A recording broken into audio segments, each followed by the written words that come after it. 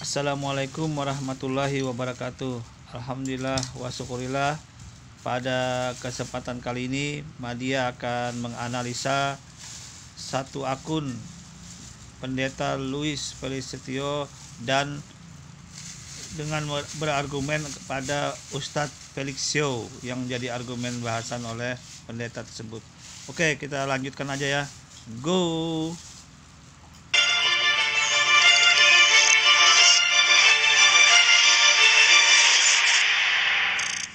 Assalamualaikum, selamat datang kembali di channel ini. Kali ini saya akan meluruskan pengajaran dari Ustadz Felix Yao, di mana beliau mengatakan keluar dari Kristen sebab dalam Kristen Tuhannya sudah mati. Mari kita langsung saja cek videonya.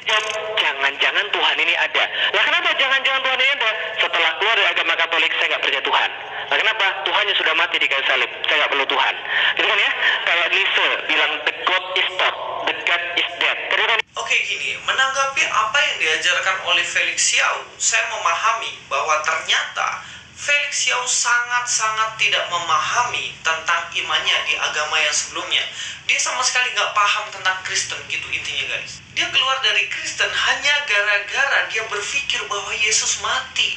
Tapi dia lupa ada satu hal besar yang terjadi ketika Paskah. Ya, berhubung minggu ini adalah minggu penantian akan Paskah, kita bahas sekalian. Dimana ketika Paskah, Yesus dia bangkit dari kematian. Oke, tadi kita sudah lihat argumen dari Ustadz Felixio yang dulunya dia beragama Kristen kemudian memeluk ajaran Islam.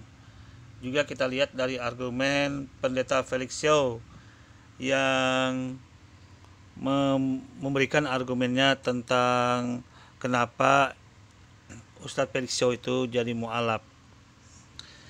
Dalam ajaran Islam ini bagaimana melihat hal ini gitu loh. Dalam hal ini mengapa sampai orang itu bisa masuk ke dalam ajaran Islam itu gitu loh.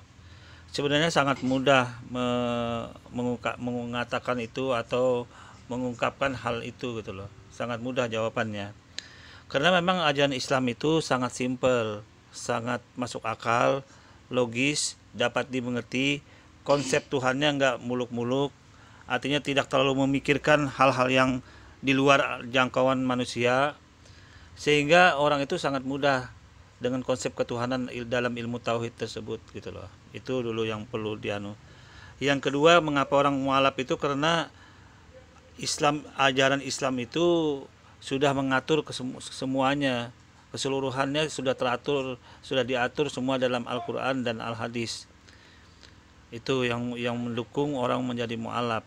Oke, kita kembali ke konsep ketuhanannya dulu ya. Sebenarnya konsep ketuhanan dalam ajaran Islam itu, ilmu tauhid itu sangat luas cakupannya. Jadi dalam aspek apapun orang itu bisa menjadi mualaf gitu loh. Tersenggung atau terkait dengan apapun orang itu bisa jadi mualaf kalau orang itu masih di luar Islam gitu loh. Contoh, apabila suatu ajaran itu menggambarkan bahwa Tuhannya itu banyak gitu loh. Nah, kalau karena Islam itu Tuhannya Esa, satu dan ini sebenarnya sama mulai dari Nabi Adam sampai Nabi Muhammad, maka otomatis orang itu akan pindah ke ajaran Islam karena konsep ketuhanan yang Maha Esa itu betul-betul murni gitu loh. Enggak nambah-nambah, enggak ditembel-tembel atau enggak diembel-embelin yang lain lagi, memang utuh murni gitu loh. Yang benar-benar murni memang Islam gitu loh untuk konsep ketuhanannya itu gitu loh. Nah, kemudian terkait dengan Ustadz Felixio yang dulu katanya mualaf, dia mengatakan dari argumen ini, mungkin ini salah satu argumen aja dia dalam ceramah-ceramahnya itu. Tapi sebab-sebab yang lain menyebabkan dia masuk Islam itu bukan hanya satu ini, banyak faktor. Tapi ini Pendeta Pak Luis melihatkan argumen bahwa Yesus itu mati gitu loh. Itu mengapa dalam ajaran Islam itu, dalam ilmu tauhid itu tidak digambarkan, bahkan tidak terlintas di otak manusia pun bahwa manusia itu bisa jadi Tuhan gitu loh, diidentikan dengan Tuhan. Manusia dianggap Tuhan itu tidak terlintas dalam otak atau dalam ajaran Islam itu sendiri gitu loh. Jadi sebenarnya ya jauh sekali kalau menggambarkan konsep ketuhanan ilmu tauhid dalam Islam itu bisa digambarkan untuk pendekatan ke konsep ketuhanan dalam manusia ini gitu loh, menuju manusia. Tapi oke lah, ini sekedar ya arah menuju fokus ke sana dulu lah, ya kan. Pak Felixio mengatakan bahwa Yesus itu mati. Nah, sedangkan Tuhan tidak mati. Memang dalam ajaran Islam Tuhan itu sifatnya sempurna, maha sempurna, tidak bisa dia kalau mati apapun dalam bentuknya, apapun istilah namanya mati, apapun, apalagi dia berhubungan dengan kemanusiaan, dijabarkan dengan sifat ketuhanan, yaitu memang jauh sekali gitu loh. Tidak sebenarnya tidak ada hubungannya, tidak ada sambungannya sih sebenarnya di sini. Cuman tinggal kita merangkainya aja dalam ilmu tauhid ini, bahwa memang Tuhan itu hidupnya tuh dia tidak berkesudahan gitu loh. Dia tidak akan pernah mati. Dan bahkan dalam konsep ilmu tauhid itu dia tuh ada setelah, tapi terlepas dari ruang dan waktu gitu loh. Sebutan hidup dan mati pun Tuhan itu sudah tidak termasuk di dalam itu gitu loh. Kalau hidup berarti dia ada permulaan. Nah, sedangkan ajaran Tuhan Islam itu dia tidak berpermulaan gitu loh. Nah, apalagi diidentikan dengan mati gitu loh. Jauh sekali konsep ajaran Islam dalam posisi ini. Jadi ya oke lah, kita coba pendekatannya sedikit. Tuhan itu mati, berarti itu sudah terbentur dalam ilmu tauhid bahwa Tuhan itu sebenarnya maha hidup gitu loh, maha hidup. Artinya maha hidup ini pun bukan hidup lahir seperti manusia itu, tidak seperti itu gambarannya konsep ketuhanan Islam. Maha hidup ini artinya sebelum orang mengenal makna hidup, sebelum ada orang mengenal makna mati, sebelum kita tahu orang hidup itu bagaimana, Tuhan itu sebenarnya dia lebih jauh, itu maknanya lebih tinggi lagi gitu loh. Dalam konsep Islam begitu.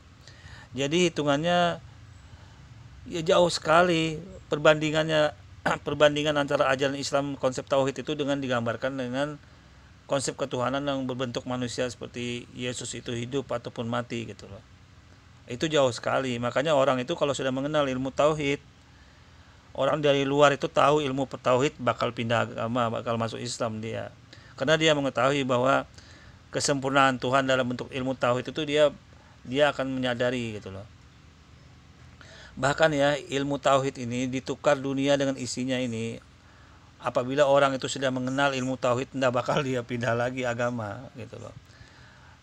Ditukar dengan dunia sama isinya loh ya.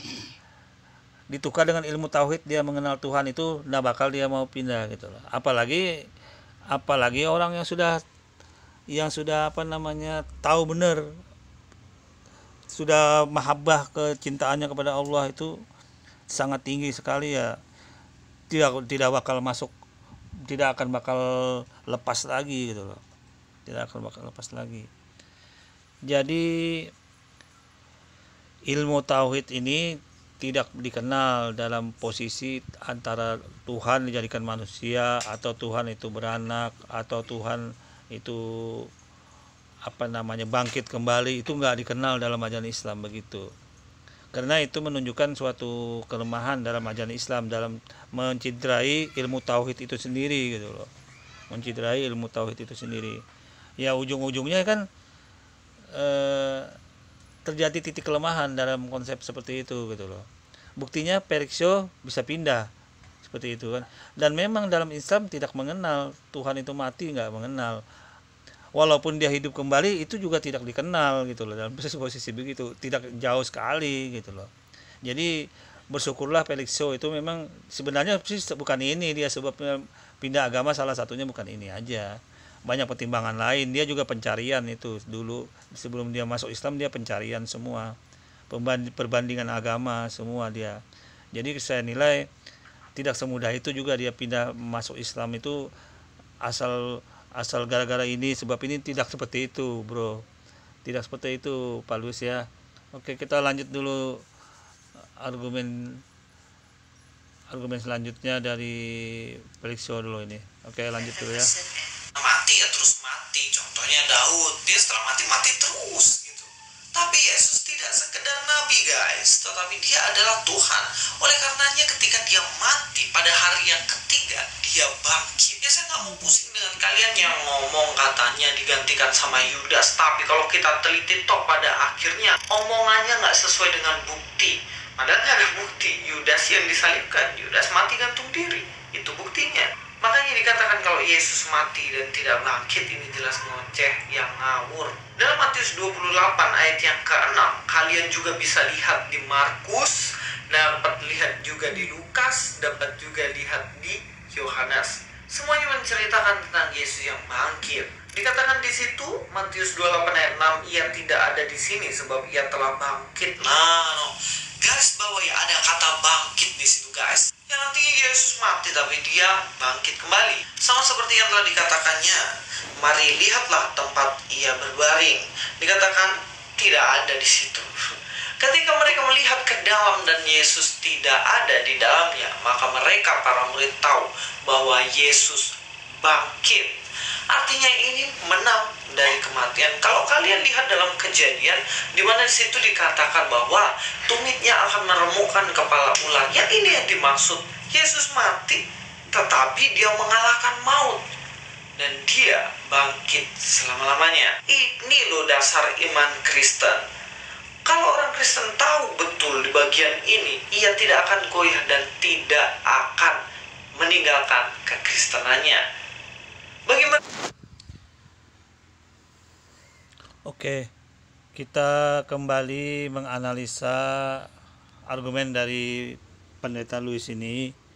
Apa sih sebenarnya yang kok bisa sampai orang itu pindah agama masuk Islam itu apa sih? Kan banyak sekali ini orang-orang mualaf, apalagi dari jalur tokoh-tokoh agama yang sangat tinggi sekali jalurnya itu gitu loh.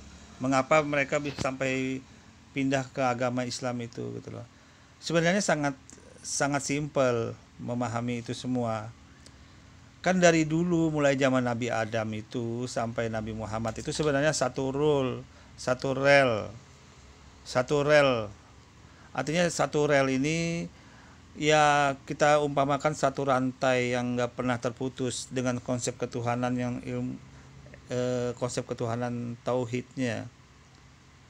Itu dimulai dengan jalur Nabi Adam dengan suhub-suhubnya, kemudian turun ke Nabi Ibrahim atau Abraham, itu semua jalur konsep ketuhanan yang esa semua gitu loh.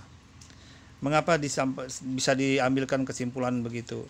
Karena faktanya dalam semua kitab-kitab suci itu pasti melarang patung. Membuat patung itu pasti melarang. Cek aja semua itu pasti melarang pembuatan patung-patung. Nah itu kan berarti dengan pelarangan pembuatan patung-patung itu otomatis ada makna yang terkandung di dalamnya itu gitu loh. Bahwa konsep ketuhanan yang di dalam ajaran dulu sampai sekarang itu konsep ketuhanan itu Maha Esa dulu gitu loh. Maha Esa yang benar-benar murni gitu loh. Nah, kemudian konsep ketuhanan yang Maha Esa itu turun temurun dari kitab suci satu ke kitab suci yang lain. Itu satu mata rantai tetap gitu loh. Satu mata rantai tetap itu satu rule. Buktinya apa? Buktinya aturan-aturan dari kitab-kitab sebelumnya itu, cara menyembahnya, cara sujudnya, cara berpuasanya, cara beribadahnya satu rule semua. Anda silahkan cek dari naik ke atas. Satu rule loh itu. Jadi satu mata rantai yang nggak putus gitu loh. Dari zaman ke zaman, dari abad ke abad, puluhan juta manusia meliharan sejak zaman Nabi Adam dulu gitu loh. Nah, kemudian Anda nilai sendiri. Kemudian setelah Nabi Musa wafat, kemudian estafet kepemimpinan itu diteruskan oleh Isa bin Maryam, atau kalau dalam ajaran Kristen itu dikenal dengan Yesus. Maka Anda lihat sendiri konsep ketuhanannya itu satu mata rantai ini putus gitu loh. Satu mata rantai ini putus. Nah, inilah yang membuat sebenarnya salah satu orang-orang yang ahli berpikir, ahli memperdalam keilmuan itu mengetahui letaknya di mana mata rantai yang mencoba melarikan diri dari mata rantai yang lurus sesuai dengan jalurnya ini gitu loh. Gitu. Nah, kemudian datang Islam kembali menyambung satu mata rantai yang putus itu gitu loh, untuk mengembalikan ke konsep-konsep yang dulu, yang sejak zaman Nabi Abraham sampai Musa, itu kemudian meluruskan dari konsep ketuhanan dari ajaran Nasrani itu Islam gitu loh. Islam yang kemudian mengembalikan ke itu semua. Makanya orang Islam itu banyak orang pindah masuk Islam. Saya kira ini ya jawabannya yang membuat orang itu kenapa bisa pindah ke agama Islam, itu salah satu bentuk faktornya di situ gitu loh. Pendalamannya di situ. Bukan hanya sekedar masalah mati hidup bangkit, tidak sesederhana itu dalam memaknai konsep ketuhanan dalam ajaran Islam. Sangat banyak sifat ketuhanan dalam Islam itu, 99 sifat nama dan sifat ketuhanan, maha sempurna semua gitu loh. Makanya apapun yang mencoba untuk lari dari konsep itu bakal tersering sendiri, bakal ketahuan gitu loh. Makanya itulah keistimewanya konsep ajaran Islam itu sendiri. Oke, saya kira ini suatu gambaran ya, bahwa memang ilmu tauhid yang dimulai dengan dari dulu itu sebenarnya nama-nama Islam itu sudah ajarannya sudah termaktub sebelumnya. Konsep ajarannya sudah ada sejak dulu Islam ini. Akan tetapi penamaannya, penjabarannya itu manifestasinya ya sekarang ini dalam Islam ini gitu loh. Di bawah ajaran agama Islam, di bawah pimpinan Nabi Muhammad SAW. Islam mengakuin agama-agama sebelumnya itu sejak zaman Nabi Adam, Nabi Abraham, Nabi Daud, Nabi Taurat, Nabi Musa, Nabi Yesus, itu Islam mengakuin itu semua benar, dan kitab-kitabnya pun benar loh, semua diakuin. Orang tidak akan tidak sempurna iman orang Muslim kalau tidak percaya kitab-kitab itu gitu loh. Dan orang-orang di dalam Al-Quran juga sudah dikatakan sebelumnya dulu, apabila dia benar-benar menjalankan kitab Taurat itu masuk surga gitu. Apabila menjalankan kitab Injil itu masuk surga. Apabila menjalankan kitab Zabur itu juga masuk surga. Dan suhuf Nabi Abraham yang sebagai nenek moyangnya kenabian di atas sana juga masuk surga. Contohnya kan buktinya semua ajaran-ajaran itu turun-temurun. Tidak usah jauh-jauh lah, kita lihat dari konsep berhitan aja, bersuci itu dari Nabi Adam sudah ada itu. Nah, diteruskan oleh semua nabi-nabi. Ya mungkin kalau alasan-alasan yang untuk mencoba menghilangkan makna berhitan itu di luar konsep ya. Tapi buktinya semua dari Nabi Adam sampai sekarang, dari Nabi Adam itu loh sampai Nabi Muhammad tuh berhitan semua orang. Jadi itu konsep itu tidak bakal bisa hilang. Itu membuktikan bahwa Tuhannya itu satu kesatuan real dalam satu mata rantai dari sampai ke Muhammad. Dan Anda bakal lihat mana nanti mata rantai yang mencoba melepaskan diri dari rantai itu gitu loh. Silakan Anda nilai sendiri. Oke. Kurang lebihnya saya mohon maaf. Wassalamualaikum warahmatullahi wabarakatuh.